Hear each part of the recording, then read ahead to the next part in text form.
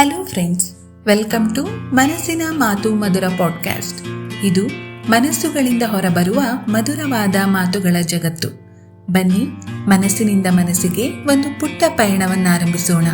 ನಿಮಗೆಲ್ಲರಿಗೂ ನನ್ನ 8ನೇ ಎಪಿಸೋಡ್ಗೆ ಸ್ವಾಗತ. The man beyond the game.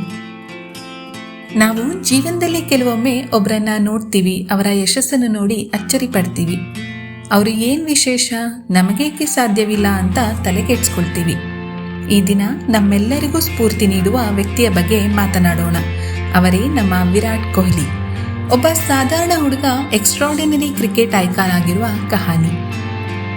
Virat ಕೊಹ್ಲಿಯವರು 1988 November 5 ನವದೆಹಲಿಯ ಒಂದು ಮಧ್ಯಮ ವರ್ಗದ ಕುಟುಂಬದಲ್ಲಿ ಜನಿಸಿದರು. ಅವರ ತಂದೆ ಪ್ರೇಮ್ ಕೊಹ್ಲಿ, ವೃತ್ತಿಯಲ್ಲಿ ಕ್ರಿಮಿನಲ್ ಲಾಯರ್, ಮತ್ತು ತಾಯಿ ಸರೋಜ್ ಕೊಹ್ಲಿ, ಗೃಹಿಣಿ. ಚಿಕ್ಕ ವಯಸ್ಸಿನಿಂದಲೇ ಕ್ರಿಕೆಟ್ ಆಟದಲ್ಲಿ ವಿರಾಟ್ ಅವರಿಗೆ ತುಂಬಾ ಆಸಕ್ತಿ ಇತ್ತು. ಹಾಗಾಗಿ ತಂದೆಯವರು ಮಗನ ಆಸಕ್ತಿಯನ್ನು ಗಂಭೀರವಾಗಿ ತೆಗೆದುಕೊಂಡು ಪ್ರತಿದಿನ ಶಾಲೆಯ ನಂತರ ಕ್ರಿಕೆಟ್ ತರಬೇತಿಗೆ ಕರೆದೊಯ್ಯುತ್ತಿದ್ದರು. ಪ್ರತಿದಿನ ಬೆಳಗ್ಗೆ 6 ಗಂಟೆಯಿಂದಲೇ ಕ್ರಿಕೆಟ್ ಅಭ್ಯಾಸ ಮಾಡುತ್ತಿದ್ದರು. ಶಾಲೆ ನಂತರ ಮತ್ತೆ ಅಭ್ಯಾಸ, ಹೀಗೆ ಇಡೀ ದಿನ ಕಳೆಯುತ್ತಿದ್ದರು. ವಿರಾಟ್ ಬಾಲ್ಯದಲ್ಲಿ ಸ್ವಲ್ಪ ಆರೋಗ್ಯಂಟ್ ಆಗಿದ್ದರು ಹಾಗೂ ಅವರ ತೂಕ ಹೆಚ್ಚಾಗಿತ್ತು. ಆದರೂ ಅವರ ಕನಸು ಒಂದು ದಿನ ಭಾರತಕ್ಕೋಸ್ಕರ ಆಡಬೇಕು ಎಂಬುದಾಗಿತ್ತು. ಅವರು ಫಿಟ್ ಆಗಬೇಕು ಅಂತ ಅತಿ ಹೆಚ್ಚು ಶ್ರಮ ಪಡುತ್ತಿದ್ದರು. ಜಂಕ್ ಫುಡ್ ಬಿಟ್ಟು ಡಿಸಿಪ್ಲಿನ್ ಜೀವನ ಆರಂಭಿಸಿದರು. ದಿನ ಬೆಳಗ್ಗೆ ಎದ್ದು ಕ್ರಿಕೆಟ್ ಅಭ್ಯಾಸ ಮಾಡುತ್ತಿದ್ದರು. ಯಾರಿಂದಲೂ ಪ್ರೋತ್ಸಾಹ ಬೇಡದೆ ತಮ್ಮೊಳಗಿನ ಕನಸಿಗೆ ಇಮಾನ್ದಾರಿಯಾದರು. ವಿರಾಟ್ ತಮ್ಮ 18ರ ವಯಸ್ಸಿನಲ್ಲಿಯೇ ತಮ್ಮ ತಂದೆಯನ್ನು ಕಳೆದುಕೊಂಡರು. ವಿಪರ್ಯಾಸ ಎಂದರೆ ಆ ದಿನವೂ ಕೂಡ ವಿರಾಟ್ ಕ್ರಿಕೆಟ್ ಪಂದ್ಯ ಆಡಿ ಆಟ ಮುಗಿದ ನಂತರ ಅಂತ್ಯಕ್ರಿಯೆಗೆ ಹೋದರು. ಬದುಕಿನಲ್ಲಿ ಬದಲಾವಣೆ ತರುವುದು ದುಃಖಗಳ ನಡುವೆಯೇ ಸಾಧ್ಯ. 2008ರಲ್ಲಿ ವಿರಾಟ್ ಭಾರತ ಅಂಡರ್ 19 ತಂಡಕ್ಕೆ ನಾಯಕರಾಗಿ ವಿಶ್ವಕಪ್ ಗೆದ್ದರು. ಅದೇ ಗೆಲುವು ಅವರಿಗೆ ರಾಷ್ಟ್ರೀಯ ಮಟ್ಟದಲ್ಲಿ ಗುರುತಿನ ದಾರಿ ತೋರಿಸಿತು. ಅದರ ಬಳಿಕ ಭಾರತ ಎ ತಂಡ, ನಂತರ ಭಾರತ ಟೀಮ್.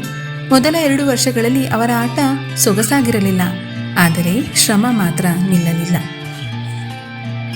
ಕೊಹ್ಲಿಯ ನಾಯಕತ್ವ ಬದಲಾಗಿದ್ದಲ್ಲದೆ ಭಾರತ ಕ್ರಿಕೆಟ್ ತಂಡವನ್ನೇ ಬದಲಾಯಿಸಿತು. ಫಿಟ್ನೆಸ್ ಮೇಲೆ ಭಾರೀ ಒತ್ತಡ, ಖಡಕ್ ಶಿಸ್ತು, ತನ್ನ ಆಟದ ಮೇಲೆ ನಂಬಿಕೆ. ಟೆಸ್ಟ್ ಕ್ರಿಕೆಟ್ನಲ್ಲಿ ಆತನ ನಾಯಕತ್ವ ಭಾರತವನ್ನು ಅಗ್ರಸ್ಥಾನಕ್ಕೆ ಕರೆತಂದಿತು. ODI, IPL ಎಲ್ಲೆಡೆ ಅಸಾಧ್ಯ ದಾಖಲೆಗಳನ್ನು ಸ್ಥಾಪಿಸಿದರು. ಅನುಷ್ಕಾ ಶರ್ಮಾ ಜೊತೆ ವಿವಾಹವಾದ ಮೇಲೆ ವಿರಾಟ್ ಮತ್ತಷ್ಟು ಸಮತೋಲಿತ ವ್ಯಕ್ತಿಯಾಗಿ ಬದಲಾದರು. ಇವತ್ತು ಇಬ್ಬರ ಮಕ್ಕಳ ತಂದೆಯಾಗಿ ಕುಟುಂಬಕ್ಕೂ ಸಮರ್ಪಿತನಾಗಿ ಬಾಳುತ್ತಿದ್ದಾರೆ. ಪುಟ್ಟ ಪುಟ್ಟ ಕ್ಷಣಗಳು ಮುಖ್ಯವೆಂದು ಮಕ್ಕಳ ಜೊತೆಗಿನ ಆಟ, ಪತ್ನಿಯ ಜೊತೆ ಸಂತೋಷದಿಂದ ಸಮಯ ಕಳೆಯುತ್ತಿದ್ದಾರೆ. 18 ವರ್ಷಗಳ ಕಾಲ RCB ತಂಡದಲ್ಲಿ ಆಟವಾಡಿದರೂ IPL ಟ್ರೋಫಿಯೊಂದನ್ನು ಗೆಲ್ಲಲಾಗಿರಲಿಲ್ಲ. ತುಂಬ ಟೀಕೆ, ದೂಷಣೆಗಳು ಬಂದವು. ಆದರೂ ವಿರಾಟ್ ತಮ್ಮ ತಂಡ ಬಿಡದೆ 2025ರಲ್ಲಿ ಕೊನೆಗೂ ಟ್ರೋಫಿ ಲಭಿಸುವ ಹಾಗೆ ಮಾಡಿದರು. ಅಂದು ಅವರ ಕಣ್ಣು ತುಂಬಿದ ಕ್ಷಣ. ಅದು ಕೇವಲ ಗೆಲುವಿನ ಕ್ಷಣವಲ್ಲ, ನಿಷ್ಠೆ ಮತ್ತು ತಾಳ್ಮೆಗೆ ಸಿಕ್ಕ ಪ್ರತಿಫಲ. Self belief and hard work will always earn you success. ಕೊಹ್ಲಿಯವರು ಸೋಲು ಒಂದು ಪಾಠ, ಶ್ರಮ ಒಂದು ಮಂತ್ರ, ಮನಸ್ಸು ಅತಿ ದೊಡ್ಡ ಶಸ್ತ್ರಾಸ್ತ್ರ ಎಂದು ತೋರಿಸಿಕೊಟ್ಟಿದ್ದಾರೆ.